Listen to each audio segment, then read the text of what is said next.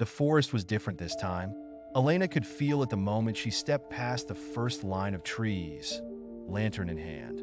The air was heavier, the silence deeper, as if the forest itself was aware of her presence and waiting for her. The path she followed wasn't one she recognized from her first journey. The forest had rearranged itself, twisting its roots and trees into a labyrinth designed to confuse and ensnare. She paused every few steps, turning the lantern to illuminate her surroundings. "Elaina," the voice was faint, barely more than a whisper, but it froze her in place. It was familiar, painfully so. She spun around, her breath catching in her throat. "Kale?" she called out instinctively, her voice trembling. There was no response, but the shadows at the edge of her lantern's glow seemed to shift. She knew better than to trust it.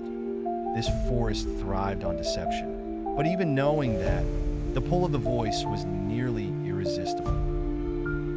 "Elaina, over here." Her grip on the lantern tightened, the glass warm against her palm. She took a deep breath, steeling herself. "You're not him," she said aloud, her voice firm despite the fear coursing through her. The shadows didn't answer, but the air grew colder. A low, guttural sound, a cross between a growl and a laugh, rose from the darkness, and the forest seemed to shudder in response. A figure emerged from the shadows, its movements slow and deliberate. It wore a mockery of human form, tall and thin, with elongated limbs and a head that seemed to twist and stretch unnaturally. "You left us," it said, its tone dripping with malice. "You abandoned your parents." Elena's chest tightened. The words struck a nerve she had buried deep, and the creature seemed to sense it. "We called for you," it continued, taking a step closer. "But you never came." Her father's voice, distorted and wrong, echoed in her ears. She raised the lantern higher, the light flaring slightly. The creature recoiled, hissing as if burned. "You're not him," she said again, this time with more conviction. "You can wear his voice, but you're nothing like him." The hunter's form twisted, its blank face rippling as it let out a shriek that made the trees tremble. But it didn't attack. Instead, it melted back into the shadows, its presence lingering like a stain on the air. Elaina pressed on, her heart pounding. The forest seemed angrier now, as if her defiance had provoked it. The ground beneath her feet felt less stable, the roots curling like serpents trying to trip her. The trees leaned closer together, their branches forming a canopy so thick that even the faintest sliver of moonlight couldn't penetrate. But the lantern's glow remained steady, and she clung to it like a lifeline. As she walked, she noticed symbols carved into the trees, strange, ancient markings that seemed to pulse faintly in the dark. She paused to study one, tracing her fingers over its rough surface. "What are you trying to show me?" she murmured. The markings were unlike anything she had seen before, but they stirred something in her memory, a story Merrick had told her. The forest opened suddenly into a clearing, its edges lined with tall, ancient trees whose branches were bare despite the season. In the center of the clearing stood a stone altar, weathered and covered in moss. Around it, faint figures moved, ghostly shapes that seemed to flicker like dying flames.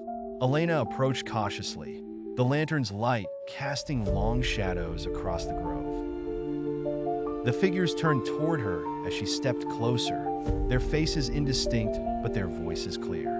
"Help us," they whispered in unison, their tones pleading. She froze, her pulse racing. "Who are you?" she asked, her voice barely audible.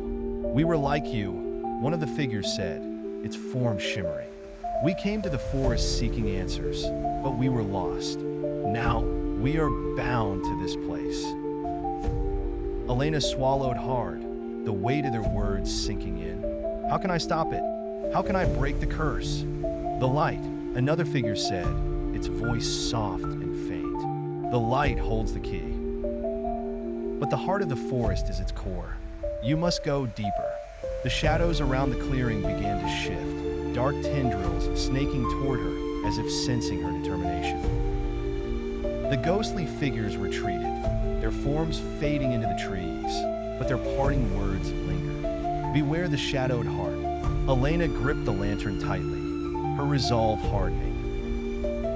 If the heart of the forest was where she needed to go, then that's where she would go. But as she turned to leave the clearing, the shadows surged forward, blocking her path. One of them stepped into the light, a hunter, its form even more grotesque than the last. Its body was twisted, its limbs bending at impossible angles, and its face bore the distorted likeness of her mother. "You won't leave," it hissed, its voice a cruel parody of the woman Elaina had loved and lost. "This is your place now." The lantern flared brightly as Elaina raised it, the light pushing the creature back. But it didn't retreat entirely. Instead, it circled her, its movements slow and deliberate. Without warning, the hunter lunged, its claws slashing through the air. Elaina barely had time to react, ducking and stumbling as she ran toward the edge of the clearing. The shadows pursued her relentlessly, their forms shifting and merging into a single mass of darkness. Her breath came in ragged gasps as she darted through the trees, the lantern swinging wildly in her hand. The light flickered dangerously, the flame threatening to go out. "Stay with me," she whispered, as if the lantern could hear her. "Please." The shadows closed in, their laughter echoing through the forest like a sinister chorus. Just as she thought she couldn't run any farther, she stumbled into another clearing, this one smaller, but with a faint glow emanating from its center. In the center of the clearing stood an ancient archway, its stone surface covered in the same markings she had seen earlier. The glow came from the carvings, their light pulsating softly like a heartbeat. Elaina hesitated, glancing back at the shadows that had paused at the edge of the clearing.